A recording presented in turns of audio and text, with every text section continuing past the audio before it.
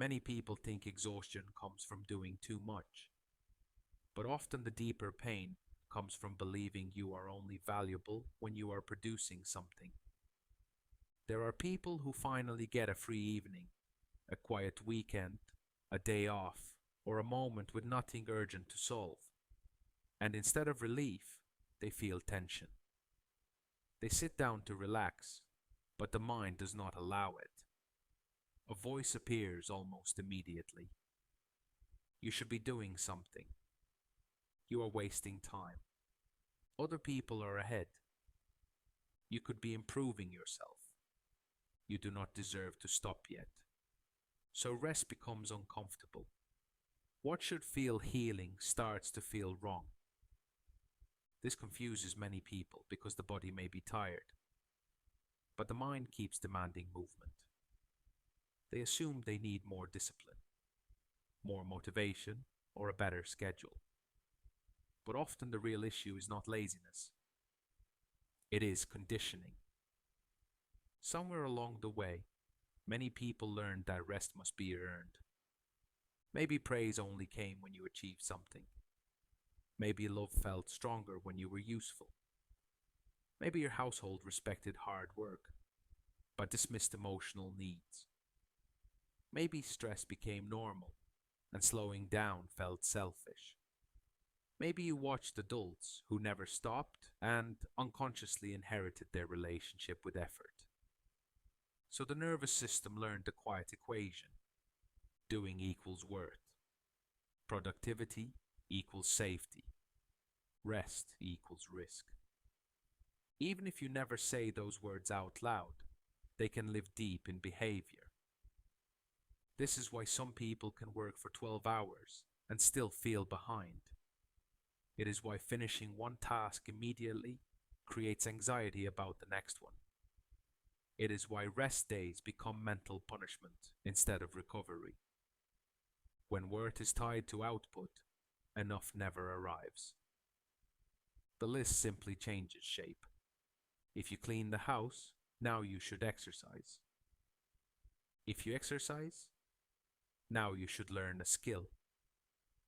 If you learn a skill, now you should make more money. If you make more money, now you should optimize your future. There is always another level. The finish line moves every time you approach it. This creates a life where external progress may exist, but internal peace never catches up. Another layer of guilt around rest comes from comparison. Modern life allows people to witness endless productivity from strangers. Someone is launching a business. Someone is training at dawn. Someone is traveling. Someone is posting results. Someone is younger and appears further ahead. Someone always seems to be maximizing life better than you. So your ordinary human need for recovery gets judged against curated performances. You lie on the couch for 1 hour and feel like failure. But comparison rarely shows the whole picture. You do not see burnout, debt, loneliness, pressure, emptiness, medication, family support, edited timelines, or private suffering. You see polished fragments and compare them to your unedited reality. That comparison can make rest feel undeserved. There is also fear hidden beneath guilt. Rest creates space, and space can reveal things that busyness keeps buried. When some people slow down, they suddenly feel sadness they ignored, anxiety they outran, loneliness they drowned in tasks, resentment they never admitted, or exhaustion that has been accumulating for years. So staying busy becomes emotional avoidance. If movement protects you from feeling, stopping can feel dangerous. Then the mind labels that discomfort as guilt. It says you need to be productive. But sometimes what you really need is to feel what busyness has been hiding. There is an important truth many people resist. Rest is not a reward for being machine like. Rest is maintenance for being human. Sleep is not earned. Recovery is not weakness. Pauses are not failure. Stillness is not laziness. These are biological needs, not moral weaknesses. Imagine judging your phone for needing to charge. It sounds absurd. Yet people do this to themselves constantly. They expect endless output from a nervous system that is depleted, overstimulated, emotionally loaded, and rarely allowed true recovery. Then they wonder why motivation disappears. The body keeps score. If you deny restoration long enough, it eventually demands it through fatigue, numbness, irritability, brain fog, anxiety, low mood, and collapse.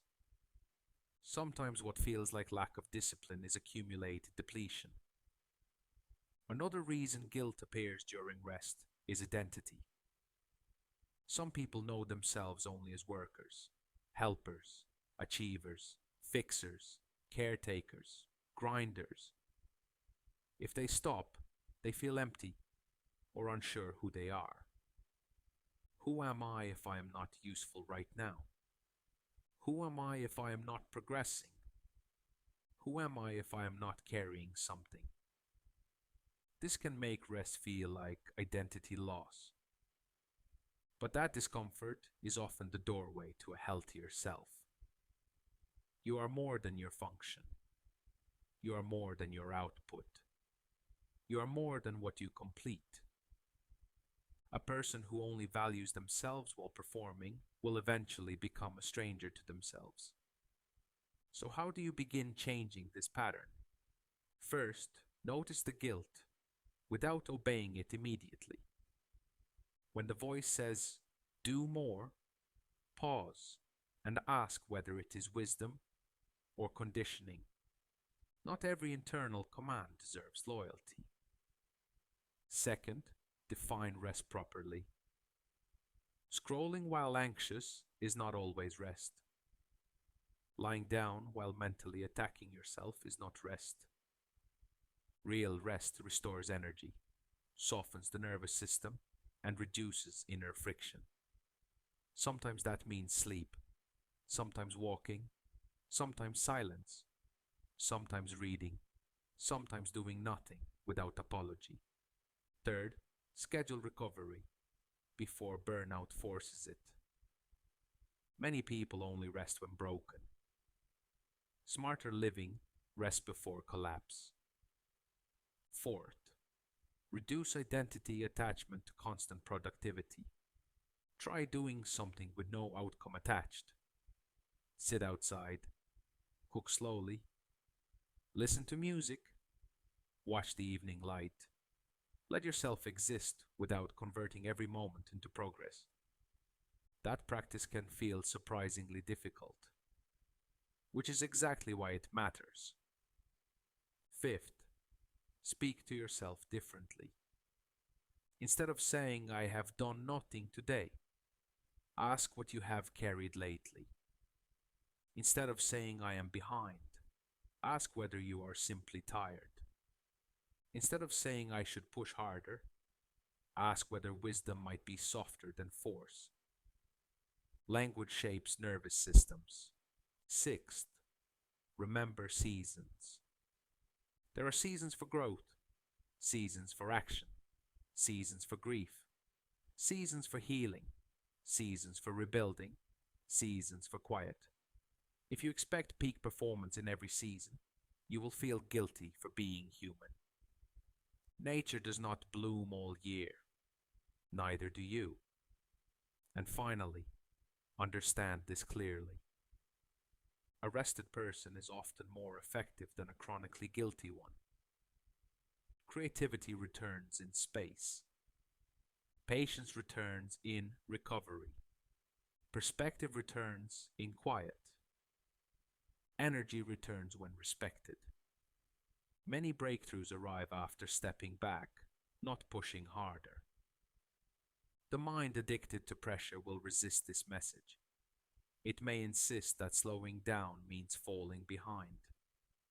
But behind whom? Toward what? At what cost? There are people achieving externally while collapsing internally. There are people admired publicly and empty privately. There are people who look productive and feel dead inside. Do not copy metrics that destroy the person carrying them. A better life is not built only by effort. It is built by rhythm. Effort and recovery, movement and stillness, ambition and presence, discipline and compassion. When those pairs work together, growth becomes sustainable. So the next time guilt visits while you rest, recognize what may be happening. An old belief is speaking. A tired identity is panicking. A conditioned nervous system is mistaking stillness for danger. You do not need to argue with it forever. You only need to stop treating it as truth. Close your eyes. Breathe once more slowly. Let the body soften. Let the unfinished list remain unfinished for one evening. Let yourself be a person, not a project. Because sometimes the most productive thing you can do is recover. And sometimes the deepest healing begins the moment you stop apologizing for rest.